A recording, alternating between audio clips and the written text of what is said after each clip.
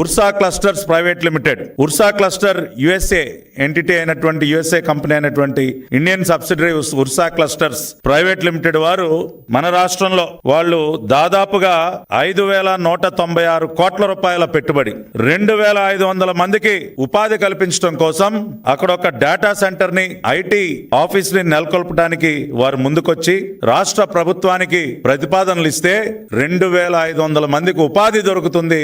దాదాపుగా 5,000 కోట్ల రూపాయలు 5,200 కోట్ల రూపాయల పెట్టుబడి మన రాష్ట్రానికి వస్తున్నటువంటి సందర్భంలో వారికి భూ కేటాయింపులు చేస్తే డేటా సెంటర్ కి 56.36 ఎకరాలు, ఐటీ స్పేస్ కి 3.5 ఎకరాలు భూ కేటాయింపులు చేస్తే దానిపైన విషం కక్కుతా ఉన్నారు. ఉర్సాకు ఊరికే ఊరు పేరు లేని ఉర్సాకు విశాఖలో అత్యంత కారు చౌకగా ఎకరం 99 పైసలకే. ఎవడు చెప్పాడా మీకు? ఇవాళ అడుగుతా ఉన్న ఈ దిక్కుమాలిన పత్రిక, ఈ పత్రికలో తప్పుడు రాతలు రాయిస్తున్నటువంటి జగన్ రెడ్డి, అతని దొంగల దోపిడీ ముఠ, ఫేక్ ముఠ, వారిని నేను సూటిగా ప్రశ్నిస్తా ఉన్నా.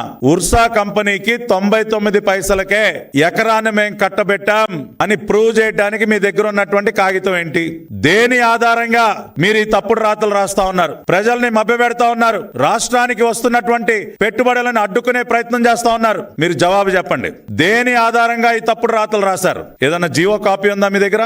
ఉర్సాకి 99 పైసలకే ఎకరం భూమి కేటాయిస్తున్నాం అని చెప్పడానికి మీ దగ్గర జీవో కాపీ ఉందా? ఉంటే బయట పెట్టండి.